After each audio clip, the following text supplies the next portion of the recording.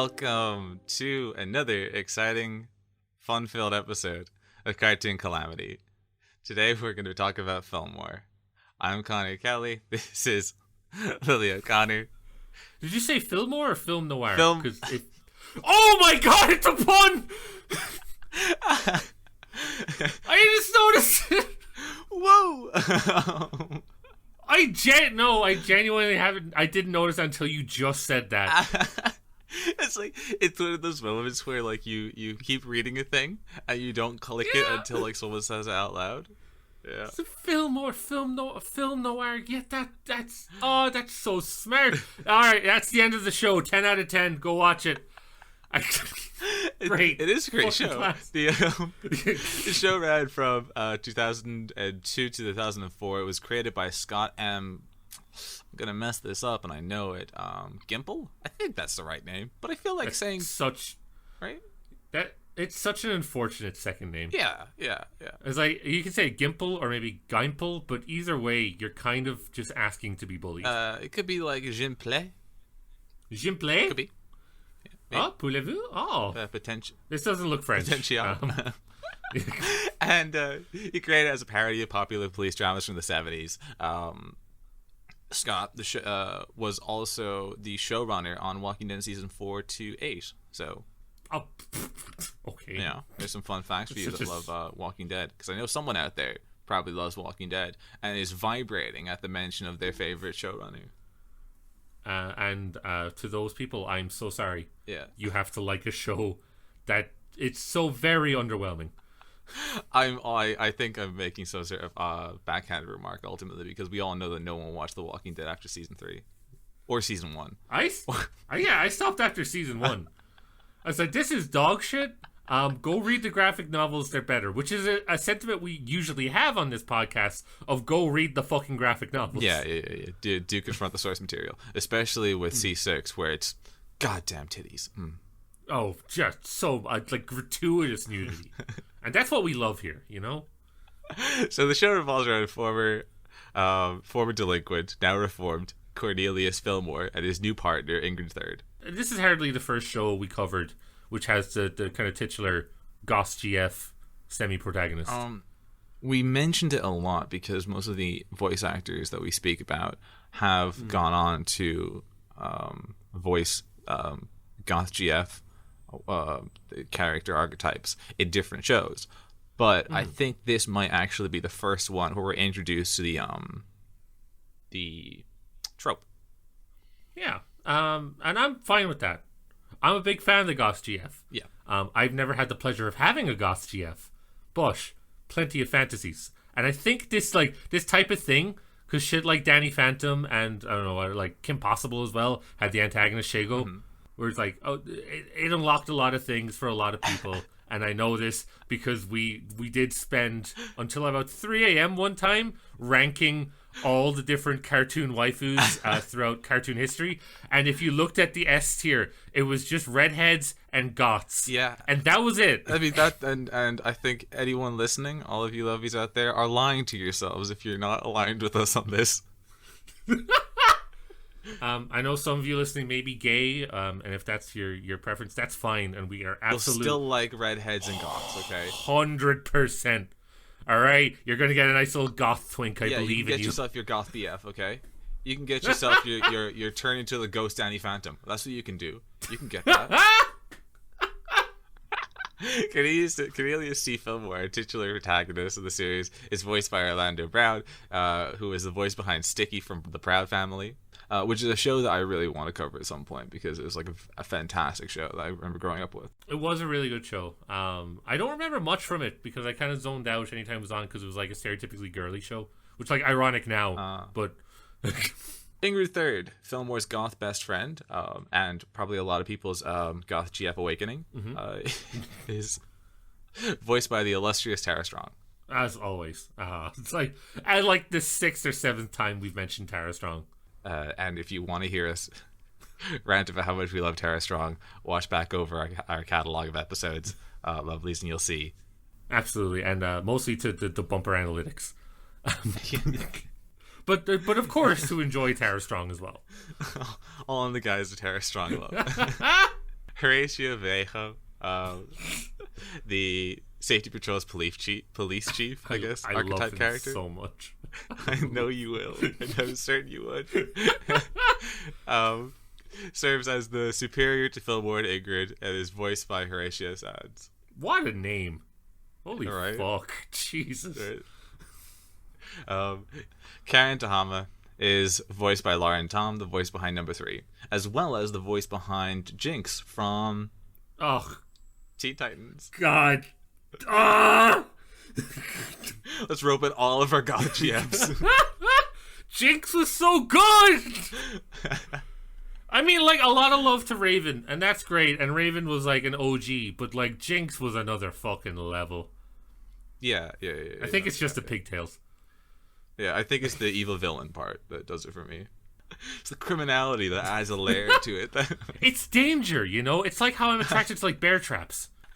Joseph Anza is voiced by Darren Tamborelli, the voice behind Arnold Perlstein from the Magic School Bus. You know, the ginger kid with the glasses, the kind of like narcoleptic one. Fucking annoying piece of shit. Neurotic one. Narcoleptic. Slightly different conditions. Yeah, it would be. Narcoleptic's like stealing things, isn't it? No. Narcoleptic is the sleeping one. You're thinking of kleptomaniac. So we both got it wrong. Yes. Fuck it, it's all the same. Fuck it. One takes things, the other one lives in constant fear of falling asleep. And you know what the irony was? He was both. Danny O'Farrell, the crime scene photographer, is voiced by Kyle Sullivan. This fucking... I'm sure Kyle's a great guy. Maybe he's not. I don't know him. O'Farrell playing the dumbass Irish cop. I hated him so much. I love his puns, but that just really speaks more to me as a person than it does to well, him as equally, I hate you. So like, maybe that's why I just had a deep distrust of him, because I just saw you in him. I mean, he takes photos too. I take photos. I know. Shadows of the self exist in the present, you know? So, let's move on to episode 1. Tamar Astal. Yes, and Fillmore is laid out very unusually compared to all the other shows we covered, because the episodes are broken up into like 3 acts, like a 3-act structure, like a police procedural. You're right. I love the narrator. The narrator. He's so good. He's like it sounds like the narrator from like Shaft or something. Like, yeah. It's perfect. And just a note before that, the intro. I adore Cowboy Bebop Jr. It is Cowboy Bebop Jr. It's fantastic. It's upbeat. It features an action pipe montage of the main cast tangled up in some of the craziest hijinks that are going to be just like showing up through the rest of the series. And it features a mid-song beat switch. You wouldn't expect to slap, but it does. For all of my beliefs, like politics or otherwise, this made me like I kind of want to be a cop now. This looks cool as fuck. This is cooler than Dog the Bounty Hunter, Cops, and like whatever that fucking movie is with the guy with the dog and as a cop, Buddy Cop or something. All of those wrapped together, and they're all fun cop movies and cop shows and like crime fighting shows. The best piece of propaganda for cop work is this show about what are essentially hall monitors. I knew going into this that you'd face some sort of weird duality of self, like a juxtaposition of like, God damn, I do hate the man, but I do love the hall monitors. I don't trust authority, but on the other hand, a killer trumpet solo can change my political beliefs just like that. We open on a ribbon cutting of a new bathroom as hold on, that's not how you introduce this. What? Yes.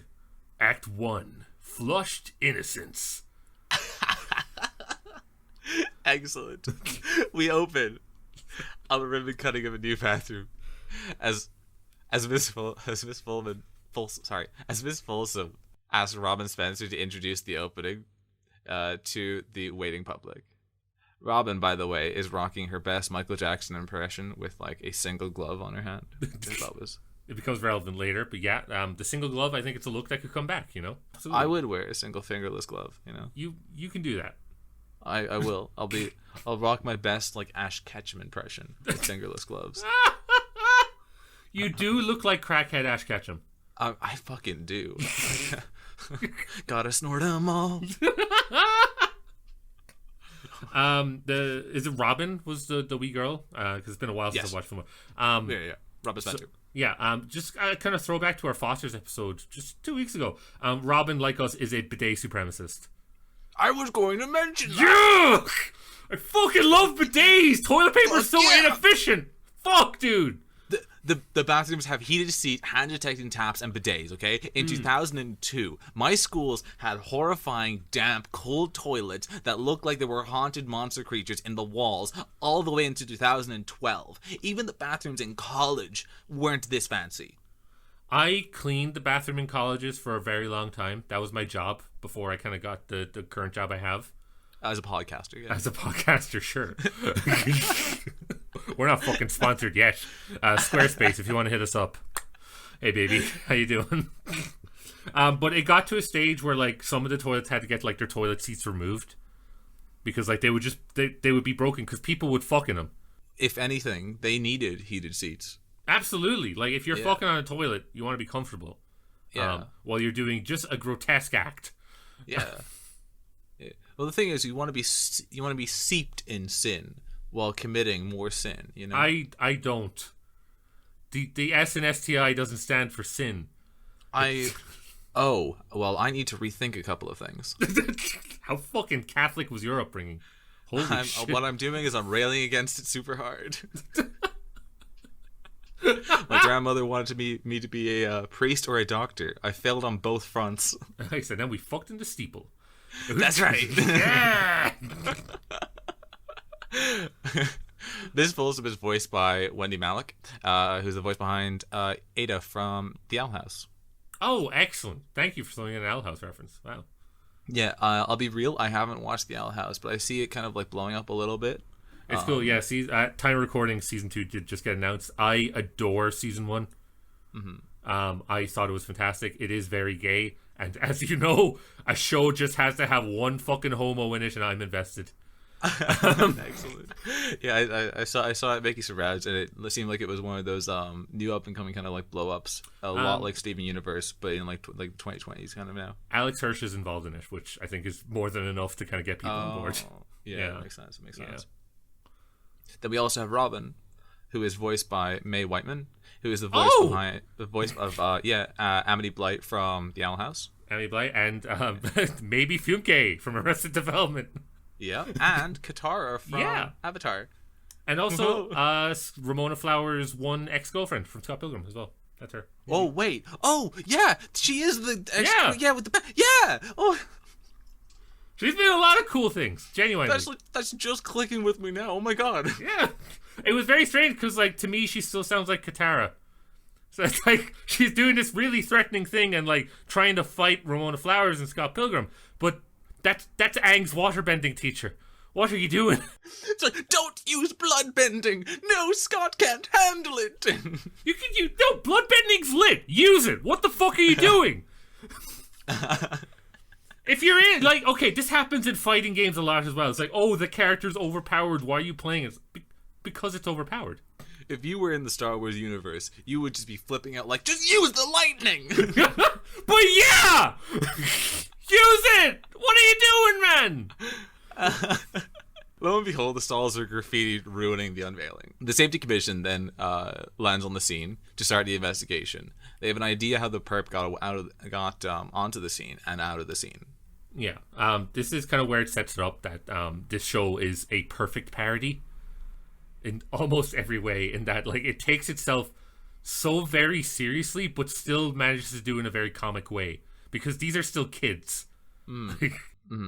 It is so great at paying homage to all of the tropes of crime procedurals and distilling you the same like morals, I guess, or like lessons really ultimately at the end of the day, but like framing the same these criminal activities through like such Such comical sort of like versions, I guess, right? Sort of like lighthearted or lighter toned, right? It's so like if you look up because I used the Wikipedia page to kind of match up to make sure like I'm on the right episode and stuff. Mm-hmm.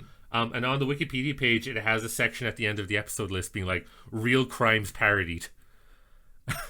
That's so fucking funny. It's like, oh, they really hit everything. Like we'll see in episode 3. My favorite one was just said extortion. Extortion. That's great. It's true. It's exactly what happens. So the chief is going fishing with his dad. So we asked the team to if they have a strong enough lead to make sure that the case is off of the record. Chief Vallejo is going fishing with his dad. So we asked the team to make sure that they have a strong enough lead in the case to take it off the books to make sure everything's okay, so he can go fly fishing. Mm. The perp doesn't seem to match the MO of any former taggers they have, so it must be a first timer. Ingrid then consults an expert. Ingrid suggests they consult an expert in stylometry or graphology, which are two studies I didn't expect to look up when watching this show. Are they real? Yes, these are both pseudosciences that have been used in a way to attempt to find criminals. Stylometry is something that's mostly used in traditional English literature when it comes to matching authors with pen names or pseudonyms or whatever. A lot like the idea of how people are matching like Shakespeare to like whatever 10 different people, right? The same thing was also used with graphology as a pseudoscience to attempt to catch the Unabomber. Oh. Yeah. Shit. I love the Unabomber. As a case, not the person. I love mailing explosives. As someone who works in a university, I very specifically like people who bomb universities. Fillmore suggests they talk to Randall the Vandal, their criminal lead. And they have a CI. They have a criminal, like a criminal they can consult, like it's fucking white collar. It's unreal. They pull a full like they pull a full parody of like Silence of the Lambs. It's amazing. It's so cool. He's in solitary confinement. He's in such maximum confinement that it's you know the scene from X-Men where Magneto is locked in like the classic cell. It's the exact same thing, but then as soon as they meet him, it's a parody of like Hannibal when Hannibal's talking to the detective, whatever her name is. I'm so sorry, I've forgotten it. Jodie Foster. Exactly. We have like the interplay between how like he's basically trying to play them a little bit the same way that Hannibal does. It's so fucking good. It's so good.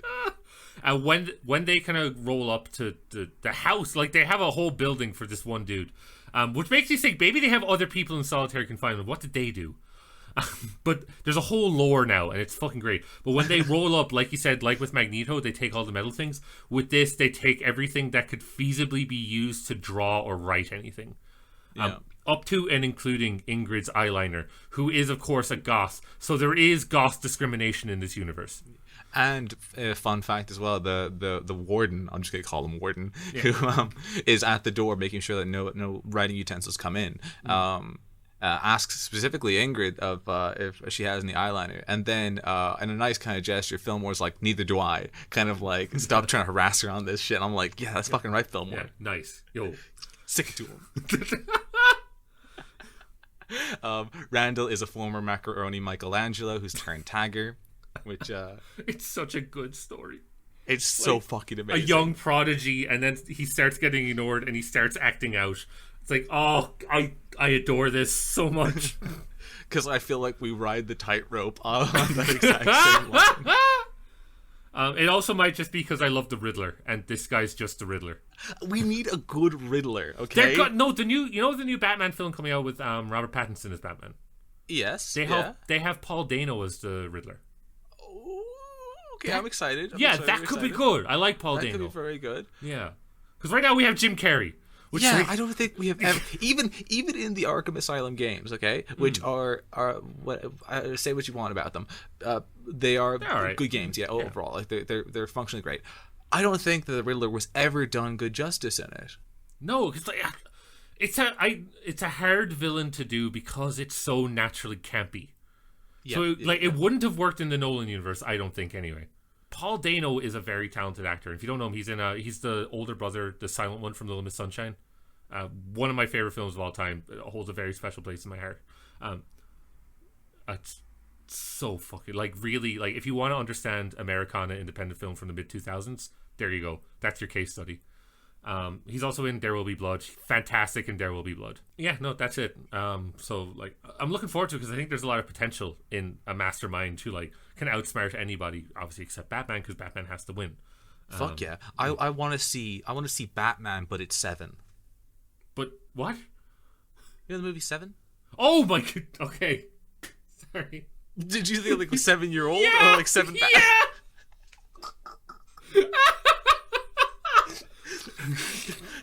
Joker, I'm here to bust you.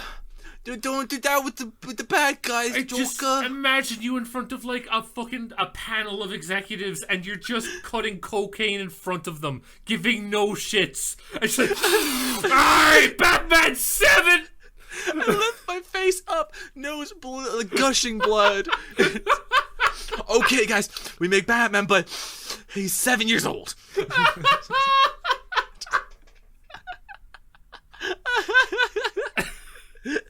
It's because I'm only confused because I always pronounce it S7-in. Oh yeah, because it is S7-in. But yeah, no, it's a 7-in, which is one of I honestly, it's one of my like top 10 favorite films. I prefer the 7-in Samurai. Yeah, it's a 7-in. God. Yeah, I love the Bug's Life. Jesus. The perp apparently writes from right to left, which gives the team a clue to help them crack the case. Yeah. At the chief's office, Ingrid ruminates on Randall's criminality, but the chief is daydreaming about like his new high-function fishing rod. It looks like a very good fishing rod. As a former fisher person, like the way he describes it, that's the love of someone who knows the open sea and what it feels like to take a life. Every time I listen to you wax so poetically about fish, I both think this is so beautiful, but also fear deeply in my heart and soul. I just like hunting. You're just lucky it happens to be animals. I count my blessings every day. In this universe, it's also established guidance counselors are the social workers. Oh, yeah. Yeah, which is great. Did you open another can of Monster? I opened my first can, okay? Fucking Christ. I need it for the energy. Meaningless if you wake up at 6. Shut the fuck up. It's still morning for me. It's great because like when we record, it's like when we record and then afterwards I go to bed and you stay up and edit. And when I'm getting up, you go to bed, and then that cycle continues. Yeah, we're ships passing in the night. It's like the Davy Jones curse. We're not allowed to meet, but we can come right really close.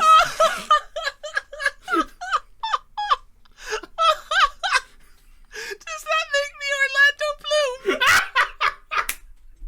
As your Keira Knightley? Oh god. Actually, speaking of that, I remember a story from when I was younger. You know, Mark, our patron who commissioned Summer Wars, our fantastic patron. Yeah, our favorite lovely. Yeah, our favorite lovely. We had quite a significant argument in secondary school because he was convinced I was Natalie Portman. That Keira Knightley was Natalie Portman? Yeah. How? Because they look very similar. Really? Yeah, they do. No, because sure, in fucking Star Wars, young Padme was played by the fake young Padme was played by Keira Knightley. Yeah, but yeah. No, they look quite similar, but I knew it was Keira Knightley, and like he was convinced it was Natalie Portman. Is it just because they're like both thin ladies with like kind of English accents? Yeah, pretty much. So, back on topic of the show, something I want to squeal about. Something I want to squeal about is that they do the blinds trope, where the chief pulls up opens the blinds and looks out between the blindfolds, like we need to catch the criminal. This whole show is full of those little visual gags. Like it's really rewarding to actually just sit down and watch. Yeah. Like for the not so great cartoons we've covered, I've maybe kind of zoned out a little sometimes, but this one, like eyes on the screen the entire time I was watching it and focused, and really rewards you for that.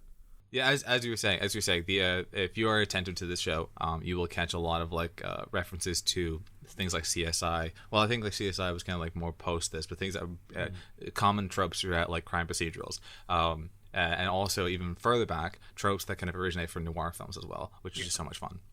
100%. I think that's why they included a goth, so they could have a black and white character.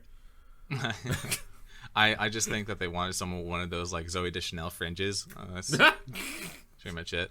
Because I want someone with that. Oh, don't be thirsty on live. Ingrid has photographic memory, which is then shown as Robin is coming to help the team with their case. She laments that the bathrooms were installed with brushed steel. Mm-hmm. An alternative art club is discovered to be moved out during the renovations, and this could be a possible lead the team needs. Yeah, it's full of hippies that I have, the type I've dealt with before, that like think the new wave of art will be in like ceramics that are actually made of rat shit or something like that. I don't like dealing with them. Fair enough for like new wave art, and that's great. I know a lot of surrealist new wave stuff from film is really good. Traditional art, though, I find is the most pretentious people. So I understand Fillmore and Ingrid's frustrations here. Oh, completely. Yeah, there's a lot of well, like when it comes to like the idea of like when it comes to like the topic of fine art, right? Yeah. Realistically, fine art is just art by any standard that is just like chosen for its like for its relationship to the artist and the artist's connections, really, right? Like there's like fine art is as akin to normal art. The only thing is a gravitas that's applied to it based on someone choosing it as like this is something we should talk about. So it's almost an arbitrariality, right? That like there's no more inherent or intrinsic value in fine art than there is in art. Mm-hmm. Yeah, that's just generally my 2 pieces on it. No, that's great. I went 22 years of my life without learning anything about fine art, and then if you remember, we actually shared a module in film school about fine art. And God bless Lucy, who was the lecturer. She was lovely, genuinely a really great lecturer. Yeah. I fucking hated that module. Yeah, I hate learning about fine art. I think it's dumb. I get that it's for a lot of people, and that's great. It is not for me. I don't know. I think like realistically, it's just someone that knows someone else who's just like I pick that. These ridiculous art kids that we speak of.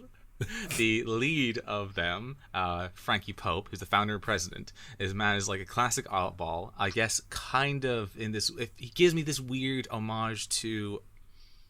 Oh my God, what's his name? The one who did pop art, Andy Warhol. Give me a very Andy Warhol vibe. Yeah, right? I get that. I think it's just in like style, I guess, but not really. I don't know if it's much in performance. Cause I think Andy was like not so much of like a fucking pretentious eccentric as much as he was just an eccentric, right? I would call him pretentious. Frankie performs an art masterpiece, dumping paint on himself. The second kid is wearing a Flava Flav necklace, so I missed his name.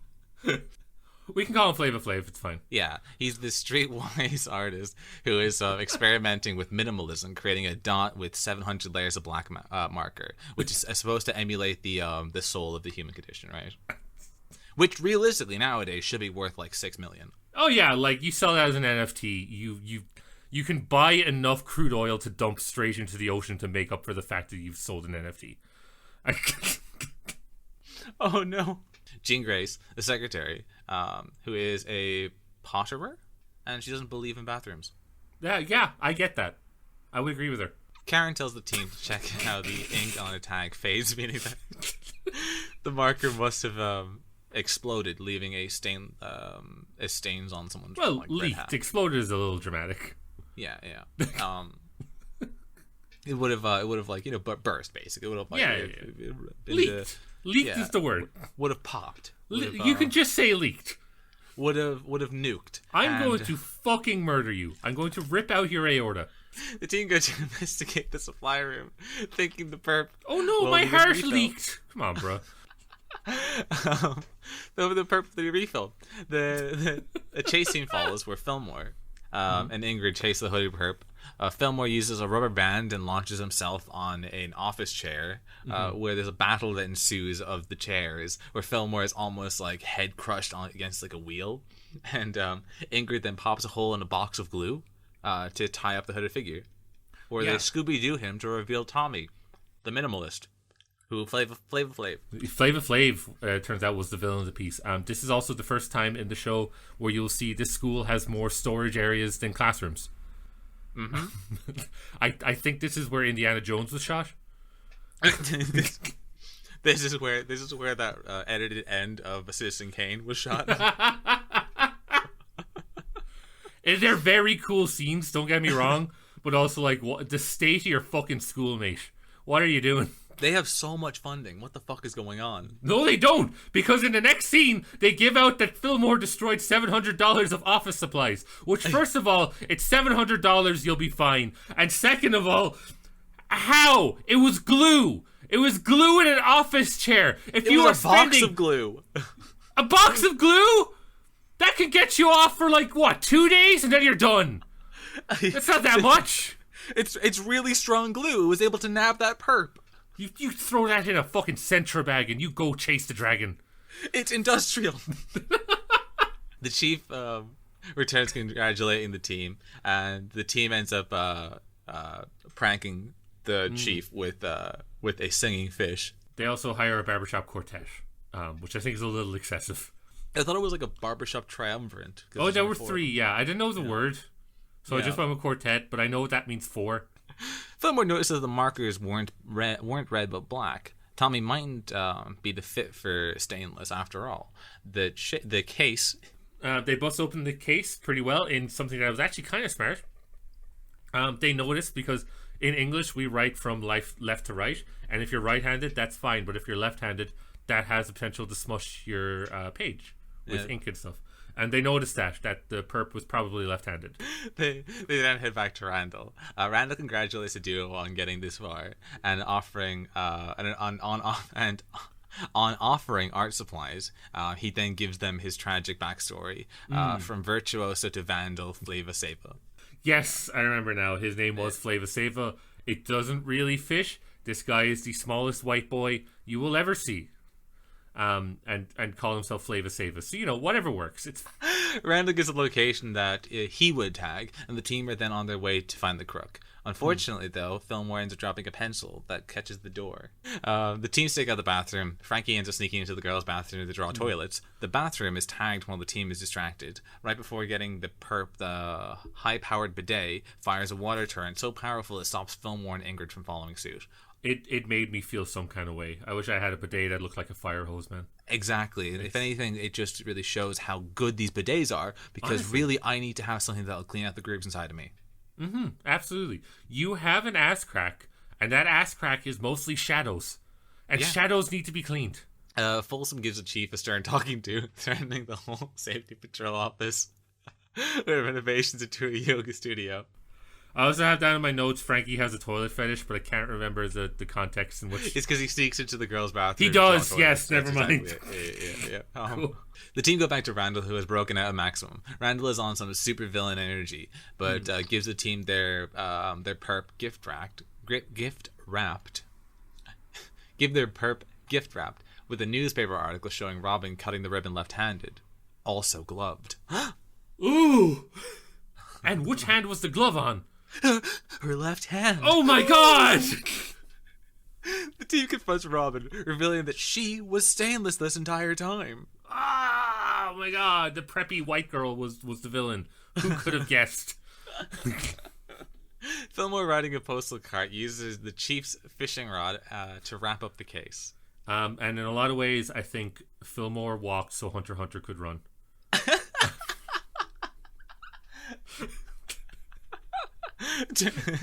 Very, very true. There's something about like a fishing rod as a weapon that I really wish like Hunter x Hunter actually explored more than just like the first few episodes. Yeah, it went away after the first arc. It was very which makes Fillmore gone, and I suppose Ingrid is Hisoka, I guess, but fuck it. The chief freaks out after his rod is broken, and then congratulates and scorns the team for catching the perp, but also causing Man of Steel levels of destruction. Fillmore pulls like a mini 9/11. It's really weird. Fillmore ends up catching Randall in the teacher's bathroom, which leads to a very like very powerful emotionally impactful like moment where Fillmore confronts Randall, where he ends up questioning Randall's like intent and the reason that he's turned to criminality, and offers him an escape rope out of it, allowing like a moment of deep introspection for Randall, while also giving more nuance to like Fillmore as a character. He's not one that is just inherently willing to lock people up, but he's someone that is that wishes to see people reformed and become better people themselves. Absolutely, and it's very admirable. Yeah. However, that's not how policing works. Yeah. All of that aside, this very deep emotional moment ends up having Randall turn over a new leaf, and it's something that I never would have expected from this show and it perform. I never would have expected that like a parody that's an homage to police procedurals to have the ability to have such emotional, impactful scenes that are written far better than any scene that I could remember from like Criminal Minds, CSI, Law and Order, any of these. Absolutely, yeah. I think Fillmore's kind of more on the side of reformative justice rather than punishment, which is a nice like dichotomy they have, because then you have the dichotomy of the upper management, the principals, which are like the stand-ins for like the DAs and the judges, who are just after the criminals and put them in detention and done. But Fillmore, and you'll see this in particularly the third episode, he does this quite well, where it's more like, oh, well, these are just people. They just took a wrong turn. Yeah, that I feel like is the overarching theme of the third episode in particular, and that's why I feel like the third episode is an interesting moment of like both introspection into Fillmore's character himself, as well as like the attitude that will, I feel, proceed through the rest of the show, which is just so fucking good. Yeah, absolutely. Episode 2, Test of the Tested. Act 1, By a Lobster Betrayed. Ingrid is a genius and finishes the test first. Yeah, this is also, it's implied that this is like the SATs, which is like the American equivalent of the Leaving Cert, or the A levels or whatever equivalent, the final exams before college. Yeah, the general, I think it's like the general standardized aptitude test, right? Which that's like fuck standardized testing, first of all. Yeah. But that's the message of the show. And this SAT standard is called the SATI test, the SATI 9 test. And it's this ludicrous concept that the show basically brings up, which is like this MCQ to see if you're actually a smart kid and judge your aptitude going into the future of your life, and will ultimately be the one test that all of your like the future decisions hinge upon. And if you do bad on this, it will ultimately reflect poorly on your ability to do things in the future. Could you imagine a world where this actually existed? No, I couldn't. There's no real world equivalent. All our testing is perfect and is absolutely does not lump in everybody into one particular group. So I don't know what you're talking about. Anyway, I got 420 points in the Leaving Cert, and that's all I ever wanted. I only got 400, but I'm glad the score went down for the class I wanted to get into. Woo! Let's go! Upon handing in her test first, Mr. Collingwood is hyping up Ingrid on how she clearly is just a genius. And, fun fact, Collingwood is voiced by rock legend Kyle Gass of Tenacious D. This happens a few times with like cartoons, and not even the big ones, because I wouldn't consider Fillmore a heavy hitter that we've done. I think it's more kind of low key. But you'll see like just weird celebrity cameos. Yeah, pop up, and like this is one of them. It's just a strange thing to notice. But yeah. Go on. It's because Fillmore hit like the Saturday morning slot for ABC, so it wasn't really expected to be like it wasn't expected to be like it's not now in retrospect a Goliath, right? But it still would have filled a time slot that would have been like great for like kids. So anyone that wanted to like jump into it would probably like attempt at least like audition for it, right? Yeah, absolutely. I feel like I'm pretty sure Kyle Gass has done other voice work as far as I'm aware. It's stuff like with Mark Hamill and stuff. How like most people know him for Star Wars, but like if you look into it, an incredibly prolific voice actor. But to us, Mark Hamill is Sticky Beard from Codename Kids Next Door. You're goddamn right. Damn right. All right. That's still the best cinematic framing I've seen in any cartoon we've covered. Thank you. It is. It's so good. Fucking take note. I think it's like episode 3 of Codename Kids Next Door. If you want to know how to like frame a shot of something huge. And instill like megalophobia. That's how you fucking do it. Principal Folsom is gifting flowers to Ingrid because she has probably single-handedly raised the school's entire grade score. This happens. This happens in real life too. Yeah, you're right. It's a thing that does happen like regularly. Schools like to take special treatment of kids that like make them look good. Really, ultimately, Pretty much, yeah. And it's exactly the same reason they have in the show. It's good press, and it makes them look good. They don't give a shit about the kids 100%. at all. Like, well, I mean, they might, but they might on special occasions. But so, like, some teachers do. I'm not saying they don't, but the upper management in particular are fuckers for it. Lobster the lobster steals the Lasati tests. It's Snow Pea from Mucha Lucha.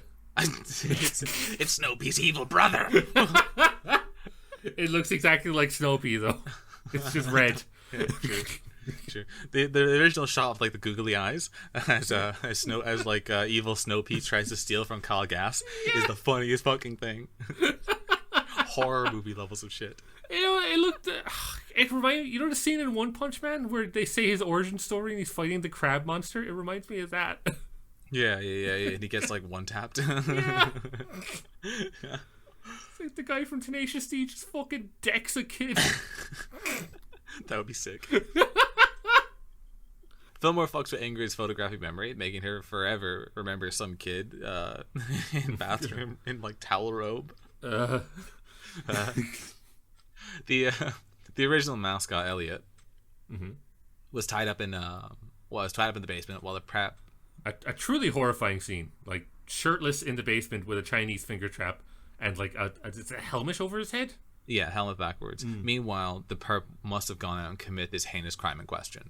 Folsom twists the chief's arm on getting the perp behind detention doors to make sure that no bad press comes to the school. The team has 48 hours to solve the crime.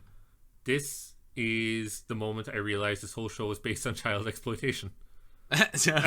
Because realistically, if you steal exam papers like that, that's a crime for the police or the Gardaí or however you want to say. Like that's a national level crime. Because I don't know if you remember the 3 instances of the Leaving Cert being tampered with, but each time it was a national fucking scandal. But yeah, it's only happened 3 times, which is wild to me in the history of the state, which is over 100 years old at this stage. It's probably because, respectively, each of these Irish schools had their own internal task force of hall monitors who were able to bust the crime before it went national. Well, hold on now. It's Ireland, so it's hall peacekeepers. Hall keepers of the peace. That's so good. But yeah, if anything, like this is kind of allegorical for how most precincts will try and like make sure that they have internal investigations, solve something before anything actually hits public. Yeah, no, 100%.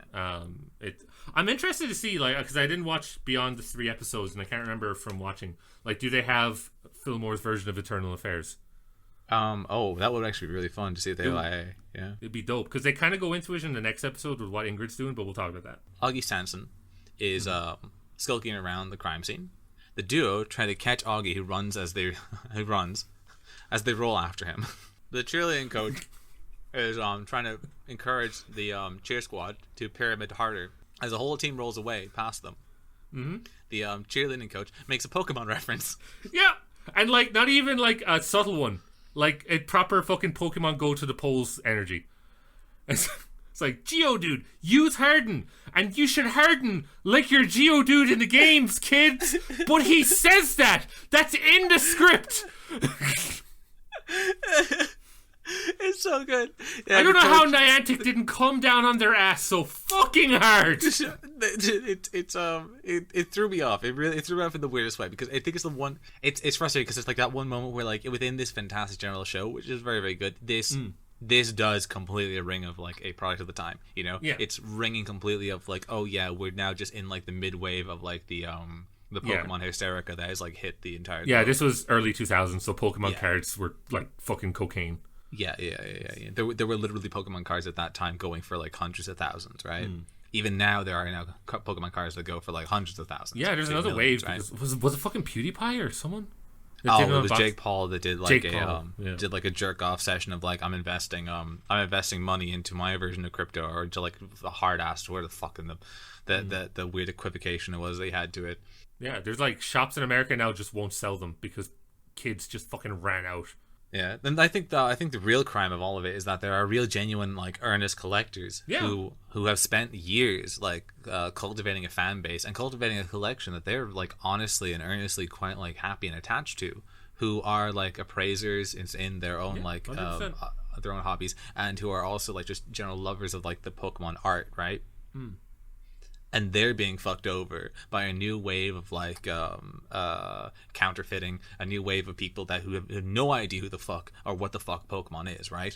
And are then just using this as an avenue to gain quick money and gain quick popularity, which is just fucked. I hate 100%. That. One of my favorite genres of YouTube video are the people who genuinely love Pokemon and they get like a rare card.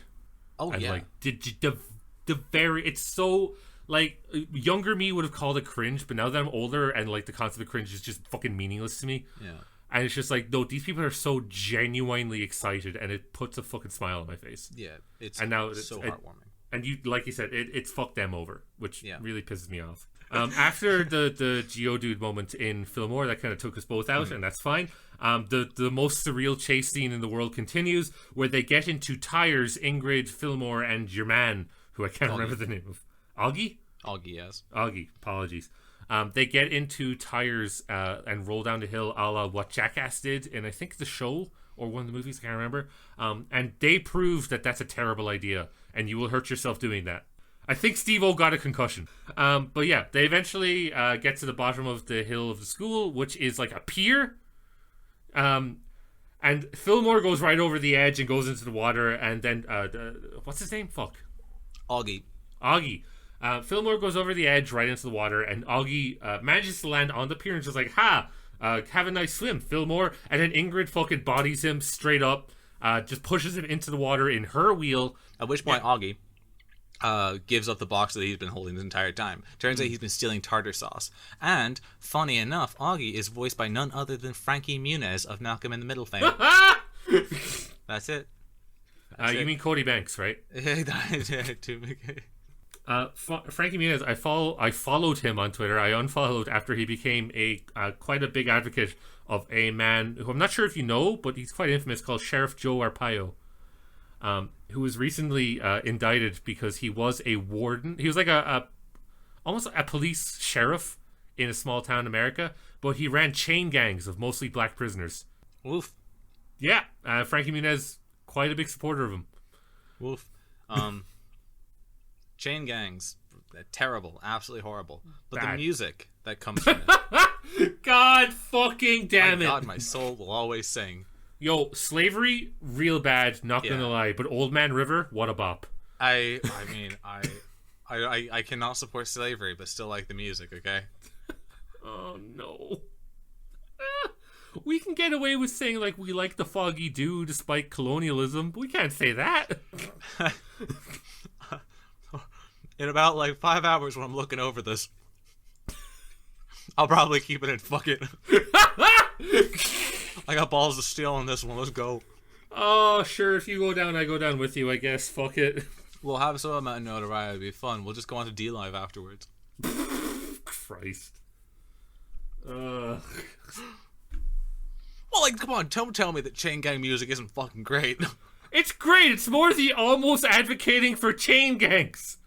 Oh, yeah. I mean, I prefaced all of this saying that chain gang's bad. God damn it.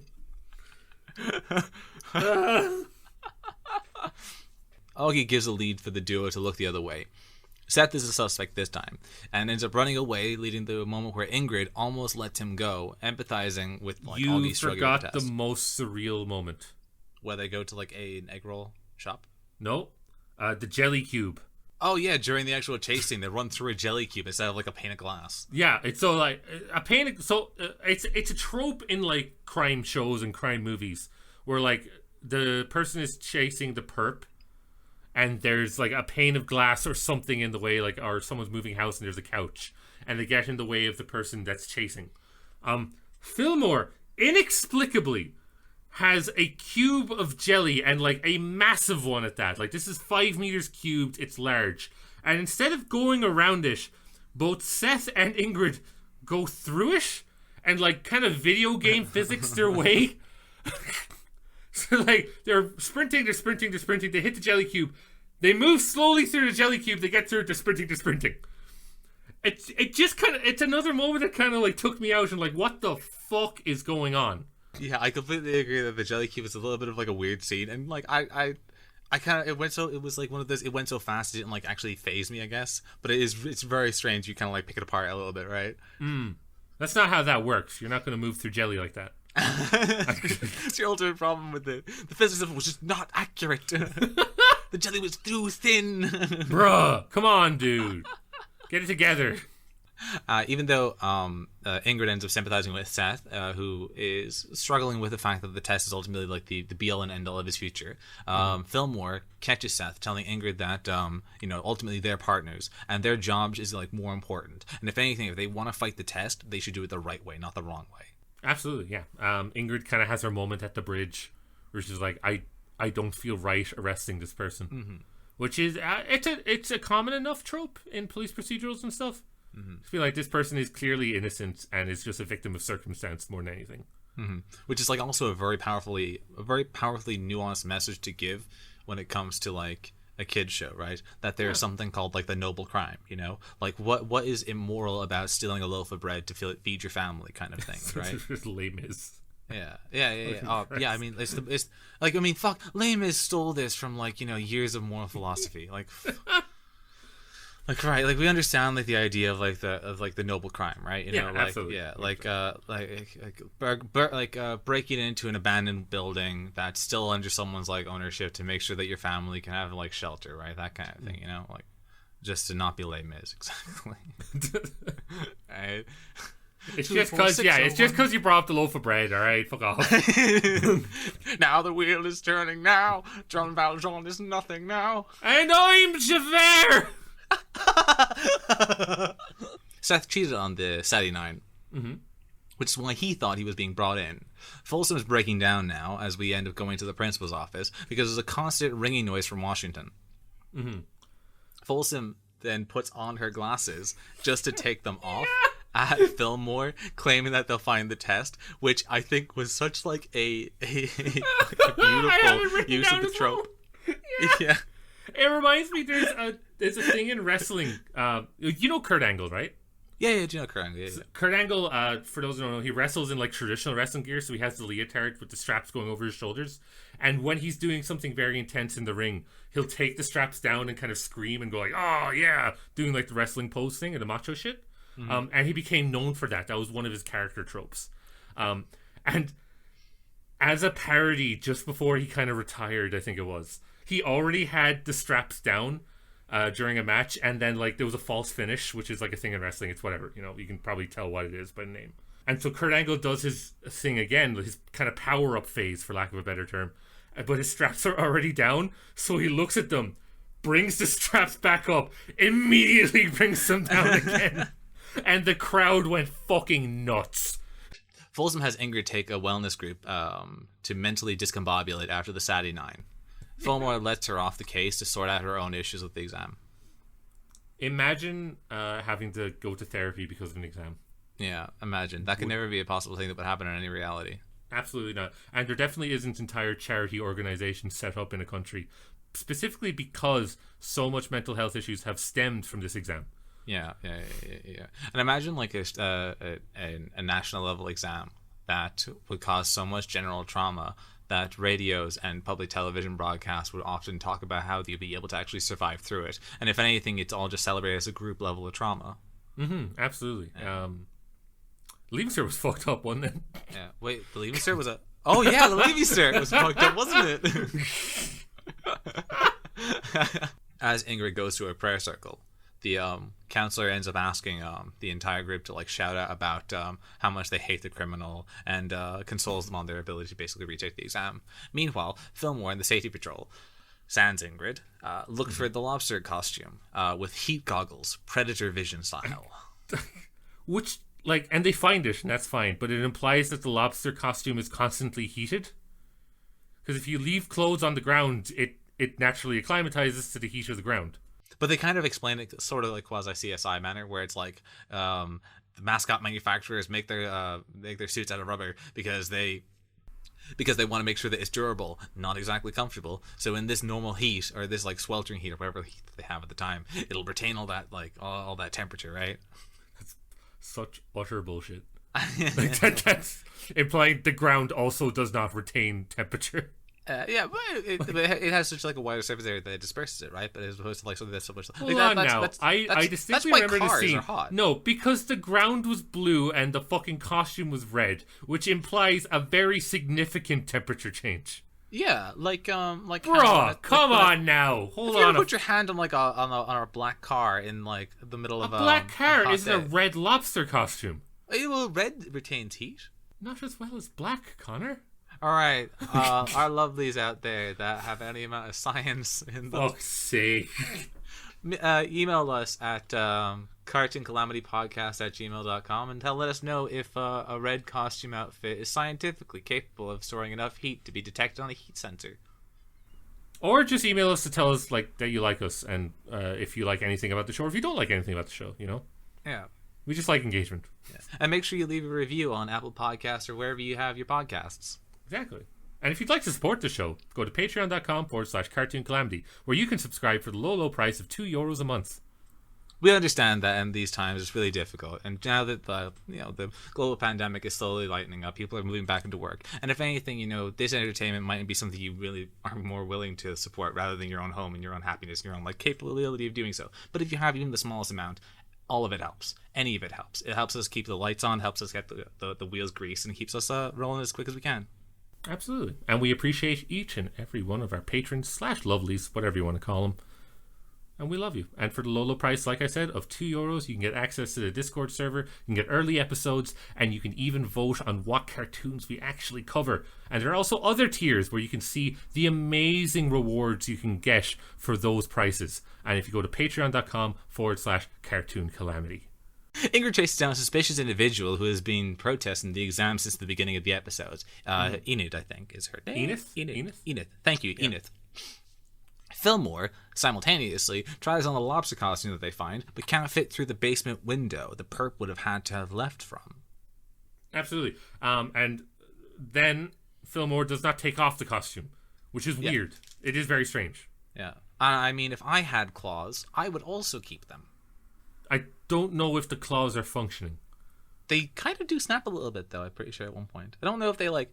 Well, a Castellaneta will fucking do that. Yeah.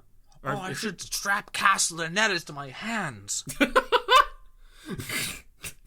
That's what you got out of that? Imagine how much more intimidating I'd be. You wouldn't be at all. You would just have duct tape and Castellanetas on your hands. Click, clack. I am the claw. Click, clack. We're just Mucha Lucha characters now. I am here to grab all of your crab cages. I shall free the crustaceans from their imprisonment. That's the plot to Jason Momoa's Aquaman. Aquaman, I see you have foiled me once again. But even though you have the power of the dolphins, my crustacean shell will stop all of your water powers. Clickety clack. I don't know why you just don't write films. SNL, if you're out there, that's a whole character for you, all right? Fuck knows, it's better than whatever shit you're producing these days. Oh, actually, yeah. The Chief's voice actor did a stint on SNL. I completely forgot to mention that. God fucking damn it! Of course he did. Oh, Vallejo. Oh, great. One thing about Enos, she is being perfectly reasonable about her criticisms of standardized testing. Yeah, completely. Yeah, she's absolutely in the right. Yeah, completely. She, if anything, was like a good enough catalyst that would, in a manner, helps Ingrid understand a way to really like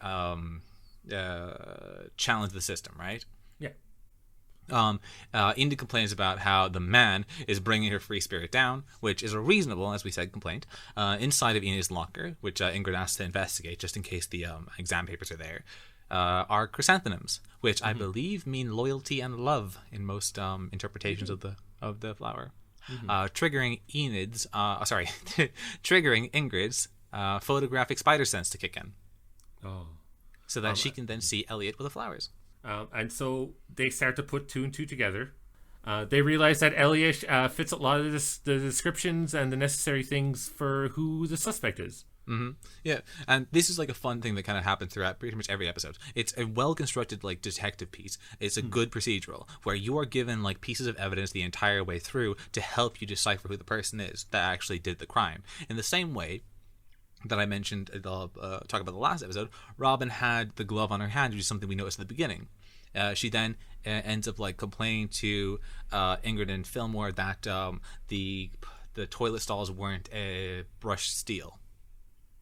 And these are things in a fun manner. This like helping the police. If you know anything about like was it real crime? What's the term for it? Real crimes or the true crime? If you're a fan of true crime, you'll be well aware that in a lot of like criminal cases, the culprit sometimes attempts to help the police in their investigations to seem less like a suspect, right? But ultimately, that can have its own hindrance, and in the same way, it has a hindrance for Robin, which is like so cool. And this like seeding of information allows you as the audience to piece together the culprit along with the actual cast, which I think is the best sign of like a well-written detective piece. It is, no, absolutely. I see it a lot. I watch, despite my complaints about, I don't like the term, but propaganda is kind of what a lot of people are using now. I personally don't like it. I think it sounds dumb.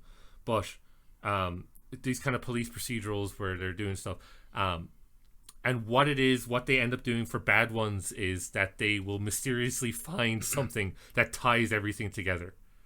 And I think that's just lazy fucking writing. Ingrid calls in to Fillmore saying that she knows who the culprit is, which then ties together the final pieces of evidence that they need. Ingrid then gets the scooter that was kind of alluded to throughout the entire episode that like Fillmore and her were kind of like joking about, and chases after Elliot, who then escapes using malt balls as like a little marble ball trap, I guess. Fillmore then cuts off Elliot's escape using the janitor's precious waxer as the way to catch up with Elliot, destroying it in the process. I relate to this. That was my job when I was a cleaner for like 3 or 4 years, was waxing the floors. Because I was the only person above like 5'5". You could reach the top of the waxer? Yeah. So my job was to I just waxed floors for 3 hours every morning before school. That's incredible. It was actually lit because I could just listen to music. It was fucking unreal. But I got very attached to my waxer, and one day it went missing. Aww. It turned out it was just being used in another part of the university. But I was just like, oh, dare they? I know. I was just like, what happened? And they tried to give me another waxer. I swear to fuck, it felt different. I swear to God. I swear to fuck. They gave me a different waxer, tried to pass it off as my own one. I was like, nope, this isn't it. This is not it. Don't fuck around with me. All right? Yeah, listen, I'm still salty about that. I'm sorry. And you should be salty about that. It would be the same thing if like someone switched out my skateboard for another one. I'd know. Yeah, exactly. It's like, it can look the same, but I'll know. Yeah, I'd know if Jackie was taken. I'd fucking know that shit. So the tests are ultimately found. They're taken back, and but unfortunately the damage is extreme, upwards of like $7,000 in damages. $6,000 of which was the waxing machine. Yeah, exactly. I believe, if I remember the figures right. Yeah, it's actually yeah. I love my waxing machine. It ain't $6,000. Is that homie's getting an upgrade? This one has cup holders. Yeah. All the fucking water spills out, but it has cup holders. That's what you need in it. You just re-wax everything again. Defeats the whole purpose of it. I just put it down. All the Diet Coke is on the floor as I'm just like mindlessly listening to music and cleaning it. Ingrid leaves a sign on the school front in protest of the test as the pair scoot off into the sunset. On to episode 3, A Worm in Our Midst. Act 1, Justice Overdue. The ex-middle school shuffleboard team. What shuffleboard? I'm pretty sure it's like hockey or some shit in it. I didn't get a chance to look it up. I meant to, but wait, I think shuffleboard is the thing where they throw the weight on like the ice and then people like brush it. That's curling. Is that curling? Yeah, that's curling. I'm just going to quickly consult my brain. Click, click, click, click, click, click, click, click, click, click, click. Shuffleboard. Shuffleboard. It's on a table? Sorry, it's a board game? It's the exact same as curling, but on a table. Oh, that's stupid. Yeah. What matters more is the fucking Chad who's running an extortion racket. Tony. Tony. Tony is also voiced by Frankie Muniz. Oh, that's a shame. You know those moments when like you know you've heard the voice already because it just happened the last episode. Oh, do you ever experience memory? And sometimes like you see a thing and you're like, "Whoa, I've seen that before." Bro, it's just like Sherlock. Oh, holy shit. And then, like, the memories fly up into your brain, but, like, they look like they're coming out of your eyes and you're seeing them, but you're not seeing them because the thing in front of your eyes is not the thing you're remembering, but you see that like a picture. Yeah, and then you have a secret sister who was in prison this whole fucking time, and there's an airplane and a girl, and I wasted 5 years! Tony is extorting the shuffleboard team, rightly so, just to be busted by Ingrid and Fillmore. The team chased down Tony. And then we get O'Farrell, the stupid Irish cop coming back, and comes out with a great line. I don't know if you wrote it down or if you remember it. Is your refrigerator running like you? I love it. I hate it. I want to kill O'Farrell. I'm going to fucking murder O'Farrell. And as someone who loves O'Farrell, that was a good one. But work Call on me a your cop set. killer. All right, call me a fucking cop killer. I'll do it. Sorry, as they end up catching Tony in the cafetorium, on the ceiling of the cafetorium, there's this Coke bottle rocket. What? Yeah, it's a cafetorium. Cafeteria. Cafeterium. Yeah. Cafetorium. Cafeteria. That's what they call it. Vomitorium. They call it a cafetorium. Do they? Yeah. In the show? Yeah. If I'm tripping out, please by any means let me know, everybody out there. Editor Connor, do your little fucking insert thing you did with Cyber 6 and look it up. Hey everybody, Editor Connor here. As usual, burying the midnight oil, and I present for the jury Exhibit A. Mama? Yeah, Ingrid. This might sound weird, but has anything big gone down in the cafetorium involving pudding or custard? And we can repeat that. Down in the cafetorium. So I believe the defense rests its case. Back to your lovely Calamities. Anywho, as Ingrid ends up investigating this Coke can rocket, which has lodged itself in the roof, there's some custard on it. And then Ingrid ends up asking Karen about this school's history with custard, where she ends up being exposited about the attempt at the world's largest custard bowl that ends up tipping over all over the school's cafetorium. Down in the cafetorium. The patrol seems to suspiciously then be overrun by overdue library tickets, prompting them to investigate the lead. Yeah, in this kind of thing, Tony is like left in a holding cell, I think. Yeah, the equivalent of the holding cell, yeah. Yeah, and it's implied that he's like the white-collar criminal of this universe. It's like, oh, you'll never get me for more than 2 days. Yeah, which actually is a very fun scene that they do, where like Fillmore basically locks him up, and then they have this like the foundation of like their clashing, right, of like their ideologies, which is kind of cool. It's great, yeah. It's a scene. It's the fucking Joker Batman scene, you know. But like less fucking crazy and more like I guess kind of true to life. Yeah, absolutely. As they go to the library, it turns out the library is missing all of their books, which is like fucking thousands of books. This is like a shit ton of books. Yeah. And Mr. Lendrum is just standing there weeping, which I just think is so funny. Maybe he's just like, there's something fucked with me who thinks that like just watching a grown man weep openly in front of like empty bookshelves to be like just like a funny image. Imagine being like fucking 16-year-old you, and the teacher is just openly crying. It's like, what do I do? What the fuck? This isn't even funny anymore. This is sad. There's also a great scene where like Fillmore's kind of looking at everything and just surveying the situation, and he just goes, "Yeah, it's saying it," and the librarian very quickly cuts in and is like, "Isn't." Yeah. In the middle of weeping. The perps seemingly created a series of fake accounts to check out all the books under Lendrum's nose.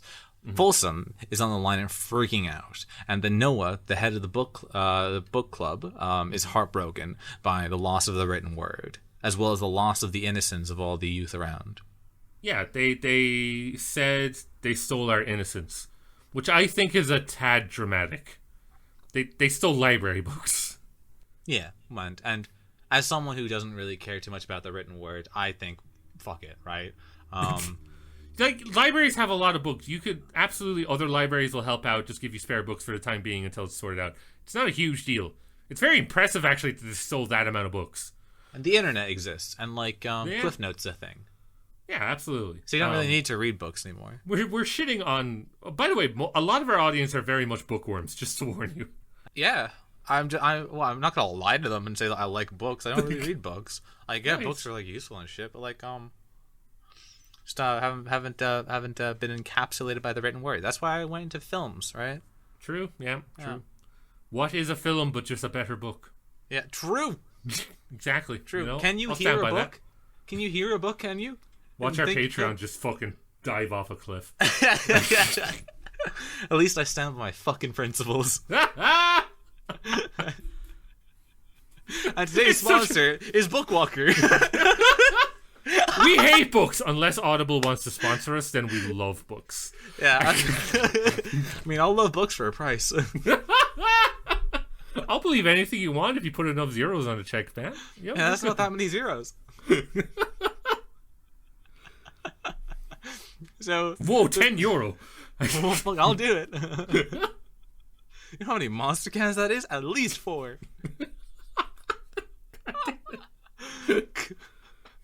We cut back to the office, to the safety patrol's headquarters, where Ingrid ends up finding out that the can is the Carby can of cola, and this can is on the rocket which was launched into the roof, and this can is only sold in the Cleveland area, where Fillmore is from. Ooh, spicy. Interesting. The plot thickens. This is what I was saying earlier. Would be interesting if in the future, I don't know, in the future episodes, if they had an internal affairs episode, because that is the thing that happens a lot in police procedurals. It's always played like the internal affairs are like the bad guys, when actually they're quite good. They keep you accountable. You are very much in a powerful position. You need some checks and balances. Yeah. The thing is that it's easy to write it's easy to write IA as like the boogeyman to like solving a crime, because most of the time like police procedurals kind of act as like a newer form of a western, really, where it's the lone gunman who's like attempting to come to roll up into town and solve problems, right? And the only things that are stopping them from dealing out like not exactly always reformative justice, but really just like retributional justice on the predominant manner when it comes to these kind of stories, are the legislation in the way. We have the chief who's always who's being hounded by the DA, who's trying to just get people locked up, who's trying to make the time limit shorter, and we have IA who's trying to keep things on the books, right? So we have these two characters who can really easily be written as the villain. Yeah, 100%. When in actuality, they're doing things as they should be done. On one of the library's shelves, we end up finding salt. The salt is actually a match to the pretzels that Tony usually eats. These kind of like pretzel stick, all the cigars, like cigarette-looking things that show that he's really a badass. Okay, so just to kind of run it through, they go to the bus where Tony's trying to go home and stuff, and when he's in the line for the bus, I thought he had a joint. Yeah. It looked like a rollie, but now that you point out, no, it was a pretzel. Yeah, it's just pretzel sticks. He eats them at the very beginning when he's like extorting the. Yeah, that makes a lot more sense. Yeah. So I had to pause it and be like, "What? Are you joking?" Yeah. But no, to be fair, it does look a lot like a joint. Oh yeah, completely does. It looks like a blunt wrap, and it's like pretty wild. As Fillmore and Ingrid end up chasing Tony to the bus, he grabs this the Balsam Mahal or something. Yes, he grabs a beautifully carved rendition of the Taj Mahal in balsam wood. To be fair, it looks very pretty, and I'm sure he did a lot of work. However, he claimed that it took 2 days to make, which I don't believe. It's allegedly to scale. Even if it's to scale, I did tech graph. To scale is not that hard. That's just a matter of a few like divisions. That's all. Fair. And I mean, I think numbers are complicated. So, God damn it. As they end up having this this chase sequence, they run through what is X's mime club, which is awesome. I wish we had that. I would love a mime. I would love like a mime club. I'd love a mime. Yeah, I would actually have a mime. Like a pet. Yeah, I wish I had mimes just around me. I don't understand why people think they're annoying. I think that it's a I think mimes are class. Yeah. I believe so. I think it's a craft that's underappreciated. Yeah, a good mime. Taste. Tony ends up stealing a unicycle as Fillmore ends up skating after him. They end up Tony ends up falling on a like a high jump, a long jump, a high jump, isn't it? A high jump. The pole vault. Pole vault. Thank you. A pole vault, Matt. Yeah. While Fillmore ends up jousting his way almost through Tony, but ends up pole vaulting over and then catching Tony. Tony, turns out, is counterfeiting T-shirts in his shed, but inside his sister's treehouse are all the library's books. Ooh. Ingrid is being complimented on solving the case by Mr. Geary, who insists that Ingrid must have been the lead on the investigations because he believes that Fillmore is nothing but a delinquent or a what's the term? What is the exact word? He's doing a lot of dog whistles. I think he might just be racist. Yeah, it might be. He basically expected him to amount to nothing was the whole thing. Yeah. But reasonably enough, Mr. Geary was someone who actually taught Fillmore as he was in his delinquent phase, which is something we start to learn more of now. Ingrid wants to learn lessons from Karen in fingerprinting, causing her to notice that the prints on the soda rocket match Fillmore's prints that were used as a test from his coffee mug. Ooh. Fillmore confronts Tony about the missing books, where he goes full hard-ass cop, kind of like good cop, bad cop, but there's only bad cop, forcing Tony to look at the kids he's hurting. We just say cop. Yeah. Double negatives, right? They cancel out. Ingrid is struck with a case of memory and case of memory. Yeah. Oh no, the memory. God, fucking yeah. She has a "That's So Raven" moment, but backwards.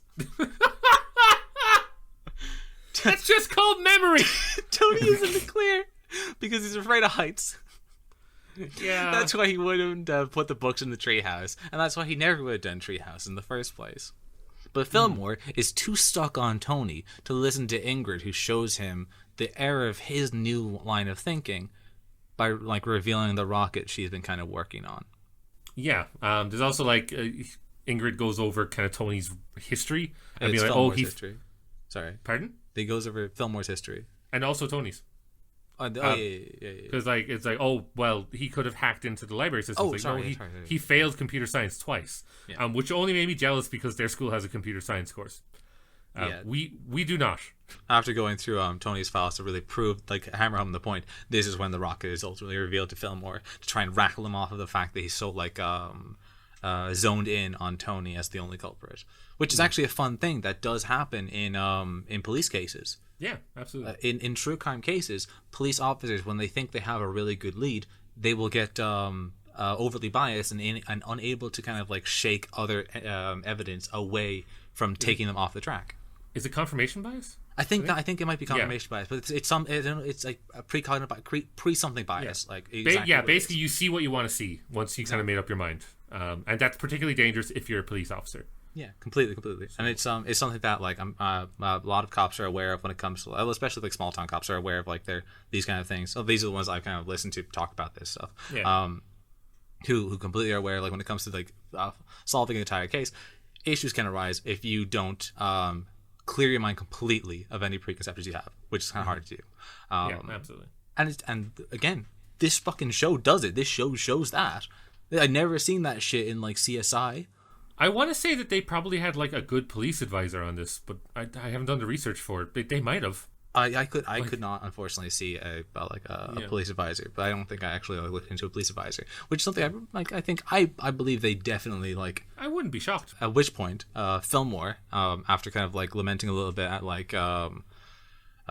Ingrid's kind of uncertainty, or after kind of having a double take on his own being stuck on this on Tony, noticed that Ingrid has been looking into Fillmore's past, and Fillmore was in his rep sheet was a chalk booster, locker rigger, comic book poker ring operator, a class cutter, a milk counterfeiter, and a backtalker. The only one that I don't understand is milk counterfeiting, because in brackets they had non-dairy creamers, which implies to me that he replaced the milk with non-dairy creamer, but who is he then selling the surplus milk to? I think what he was doing is, those also in coffee, or even in those little tea dispensers or whatever, right? Yeah, you get have cartons. Yeah. I think in America, I think they have one that's a sweet cream, not just milk. And I think that's what he did, was he just take the sweet cream keep it for himself, and then just replace them with just normal milk. But where then is that? Okay, but where's the sweet cream going? I just assume he's like side hustling that on the street, you know? He grabs his pocket and it's not even in a container. It's just his handful of sweet cream. Yeah, it's like little bags of milk. Just like passing them out. This is the good white. So it flashes to the moment where Fillmore tries to knock over the massive custard pot. Fillmore ends up bringing Ingrid to see the old broken platform, opening up about his past. Do you remember what it said on the door to the storage room? No, I don't. It said something along the lines on the window of broken platforms and torn down posters room. Which brings me back to the point where you have too much storage room in this school and not enough classrooms. I'm sorry now. You're taking the piss. Yeah, the art room got like the art like club got relocated, but they still have a storage room just for torn down posters. Yeah. This is where like Fillmore ends up opening up about his past and his criminal history, that he tried to break the platform the custard was on, but he didn't actually cause the custard to fall. The platform itself broke under the sheer weight of custard. Although he accepts his wrongdoings for this action, there's still this kind of like, which is really good, right? Like that he's not trying to basically be like, I deserve forgiveness because I didn't cause the crime. He knows that his intent was there to cause it and still accepts that he did the wrong, which is cool. Yeah, that's pretty good. Yeah. Ingrid then uses a darkroom to find out that Noah is the suspect. Well, is actually the perp in question because he was caught red-handed planting evidence, which... My guy, like, if you're gonna plant evidence, at least do it when people aren't fucking taking photos, you goddamn fucking idiot. Literally in broad daylight in fucking 1080p, baby. O'Farrell, of all people, saved the fucking day. The team end up confronting Noah in the library, which ends up causing Noah to bolt. They're escaping in a book cart propelled by a 2-scale model of Mount Vesuvius. This fucking Looney Tunes bullshit. Fucking Wile E. Coyote looking ass. Holy shit. But hold on. No, it's even better because the science teacher comes out to Fillmore and Ingrid and just like, hey kids, do you know where I left my Mount Vesuvius model? I left it right in the hallway here. Which is like porn level writing. Not in front of my salad. So inexplicably, the Vesuvius-powered cart crashes a dairy festival. Yeah. I don't know why. It's never actually explained. And like, there's dairy-related monuments. There's a dinosaur that's dairy in there as well. Yeah. Launches off on a cheese ramp. Like, yeah. And if anything, this really shows that for some reason, America, you have some sort of fucking obsession with cheese events, okay? It happened in Hey Arnold with the cheese festival. It's here again. What is it? Why do you love cheese? I didn't notice that. You're right. America, for our American listeners, i.e. Ty, see, if you join the Patreon, we'll learn. Yeah. If you join the Patreon, we'll learn your name. As after the crash, Noah ends up trying to like run on foot. Noah trips over a video game, causing him to ultimately be captured. He ends up like frustratingly proclaiming that he did it just because there was a lack of availability of books, of classic books for the book club, that the plebeians were unable to appreciate the books, right? Proper fucking incel shit. 100%. It's fine. It's whatever. God, jeez, this fucking nerd. Holy shit. Yo, get him. I want to stuff him in a locker. You know? Shake his lunch money out. Get him. We can't even fucking buy public domain books. You think he has lunch money? He would be the best criminals in the cartoon.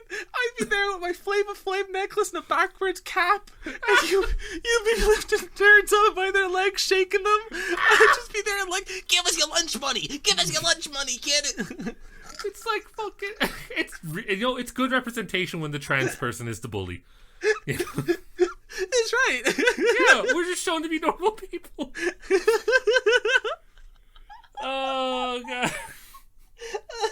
any casting directors out there, if you want to go down that route, I'm available. Yeah, I love to voice act. As our lovely Lily here has dabbled in voice work, and A little bit.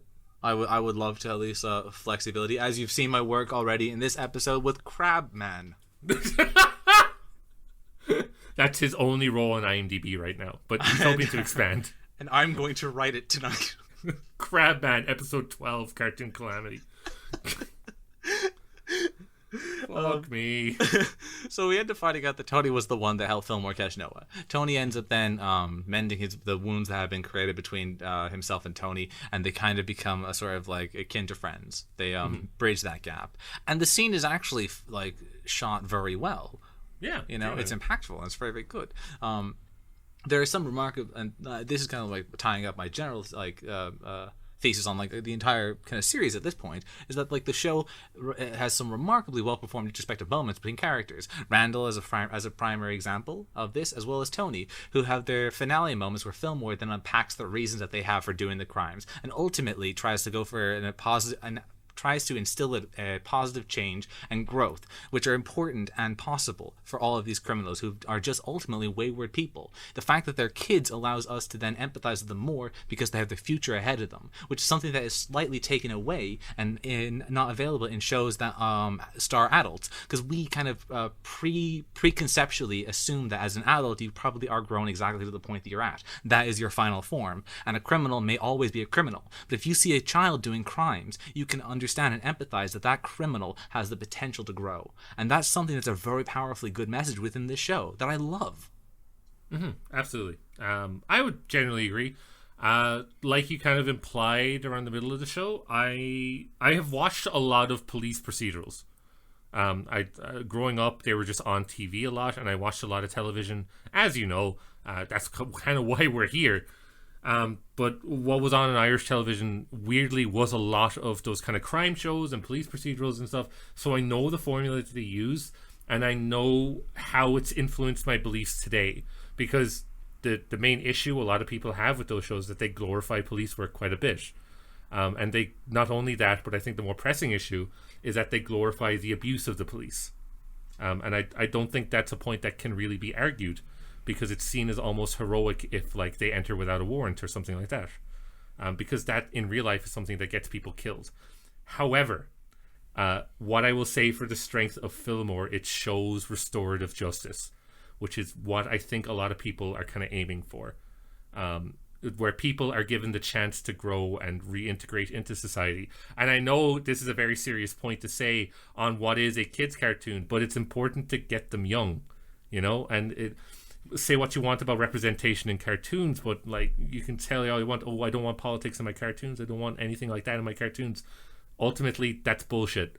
Art will always be a product of the culture it's in. This is a very American cartoon, and this is something that is a conversation very much in America, as well as the rest of the world, but in particular, as we saw, for example, over the summer with the Black Lives Matter movement, it is a problem that's very American. And what Fillmore does is show that kind of community outreach is almost the most important thing you can do rather than punishment. Yeah, I completely agree that that community outreach is a highly important thing, and something that should be kind of intertwined when it comes to like the way that we kind of attempt to reform people and like who are like pursuing kind of like criminal affairs and their criminal acts. Like there's I feel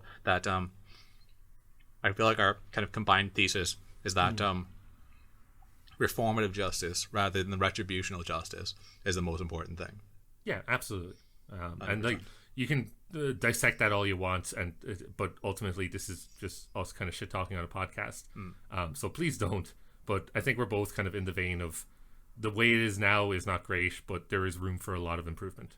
I'd say that like elements that are wrong with the system, most systems, can be kind of like slowly kind of improved upon, and like.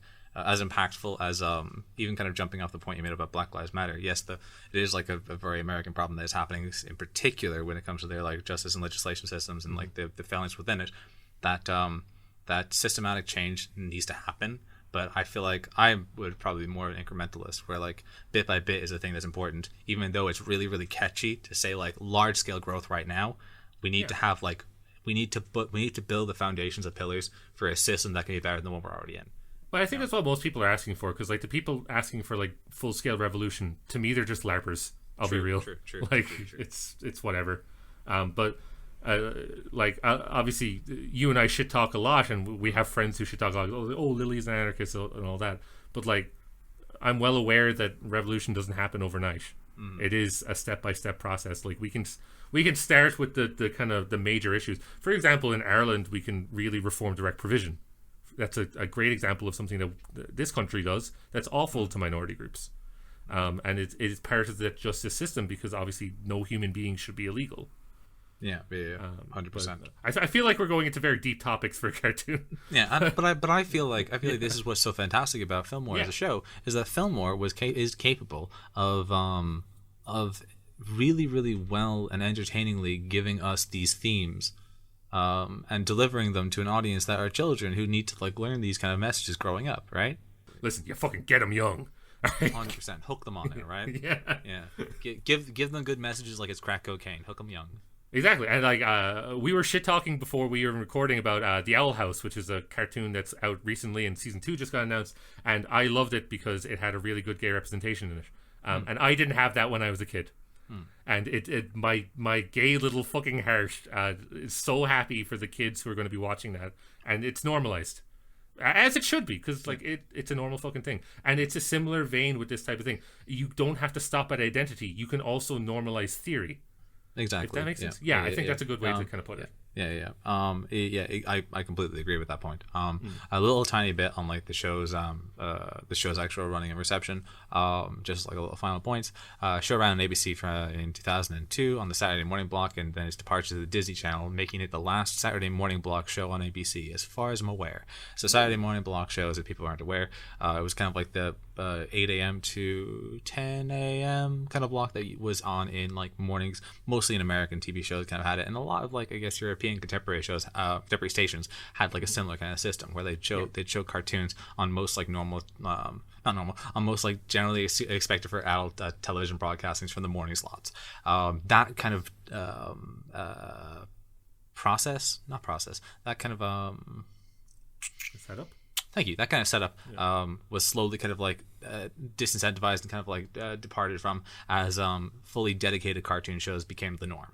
And then after it running on ABC, it moved on to the Disney Channel, where it had 2 seasons. It ran its full 2 seasons run until 2003, where it was devoured in its time slot by by the Goliath that is Recess. Oh, Recess was just like, yo, I'm winning. Get out of my fucking time slot. Instead of just like a 20-minute time slot, I'm taking a 90-minute time slot. This is it. To be fair, I like Fillmore, but yeah, Recess is a fucking juggernaut. You gotta be real, all right? Yeah. And listen to our older episodes when we talk about Recess. We love it. You probably fucking love it too. And then after it was moved onto Toon Disney in 2004, it was it had a rerun, but mostly its last 5 episodes were aired before ultimately being taken off the network's time slots. And as far as I'm aware, it was received well enough, but it wasn't something akin to the astronomical like rated shows such as Recess, which just blew everything out of the water that surrounded it. And it's kind of a shame. Yeah, no, absolutely. I wish this ran longer. I think you could do a lot of interesting stuff. The creators very clearly loved kind of film noir and police procedurals, because we've mentioned before, how you do a good parody is that you absolutely devour anything to do with the original content. Yeah. And that's how you do perfect parody, and this is a really fucking good parody. Yeah. And I believe we basically said all it is to say on like our love for this show. I went into this not expecting to like it at all, really. 100%. Yeah, because I remember kind of vaguely seeing this show at some points as a kid, and I remember obviously seeing like the goth girl like main character, and that having some sort of thing right when I was like a child. And I remember nothing really about the plot, but going into it, I was like, I don't really like CSI. I don't like crime procedurals. I think like the general trope of them, they're kind of boring. They're not entertaining. Like ultimately the point is that like the bad guy gets like beaten, and like, we have the good guy like basically a lone gunman cowboy style rolling in here trying to like fucking fight the system, right? And just do it the old like Punisher on the streets gunning down bad guys, right? And I'm like, fuck, I bored of it, right? And the other end of the spectrum is like that buddy cop shit where it's like, you know, this summer a man is a cop and starring beside him is a new sidekick, the dog, and it's like, what the fuck? Like, it's so stupid. But this show did something remarkable, and I loved it for it. I really want to watch more of it. Yeah, I kind of do. Like, I'll go out on a limb and say, so far, this is the show that surprised me the most. Yeah, I 100% agree with you on that. Yeah, this is a similar situation. I remember vaguely when I was younger watching it, didn't think much of it. Coming back to it now, very pleasantly surprised. I would actively seek this out. Completely. Well, that has been us. That has been the episode so far. That has been everything. Woo! And before I finally close the curtain on this, we have a special thank you to go out to one of our lovelies in particular. Absolutely. Big shout out to Ash Minutely Hipster on Twitter, aka Kieran. We know them in real life. Well, I know them in real life. But they have been interacting with us on Twitter and stuff. They made memes, and most importantly, they also pointed out some editing errors that Connor made in the last 2 episodes. And as red-faced as I am to have those errors left in, and as unfortunate as it is, I'm really truly thankful that Kieran was able to like come in and basically point these out and help me on this. You're as much a part of this show now as we are when it comes to like keeping basically the wheels turning. I'm eternally grateful for it. Thank you so much. Absolutely. So yeah, this has been, in conclusion, Cartoon Calamity. We are your calamities. Have a good morning, evening, night, whatever you're having right now, and we love you. Goodbye, goodbye, goodbye. See you, everyone. Thank you so much to the Cartoon Calamity listeners. You make the show what it is, and we are so happy you are enjoying the show. Thank you so much again. If you want to contact us, make sure you get in contact with our Twitter @cartoon_podcast or on Facebook, Cartoon Calamity. You will see us there. If you can't reach us there, we are on email as well, cartooncalamitypodcast@gmail.com. Email us with any queries you may have about the show, or just tell us how cool or bad we are. We just love engagement in general. And a special thank you to everybody on Patreon who subscribes to Cartoon Calamity. You are the guys who keep the lights on. You are the bread and butter of this show. And a special thank you to Lord Liquorcash, Charlene Rodriguez, Lauren Walsh Foodie, Olivia Ronan, Laura Doyle, Mark Breen, Ty Fleener, and Yasser.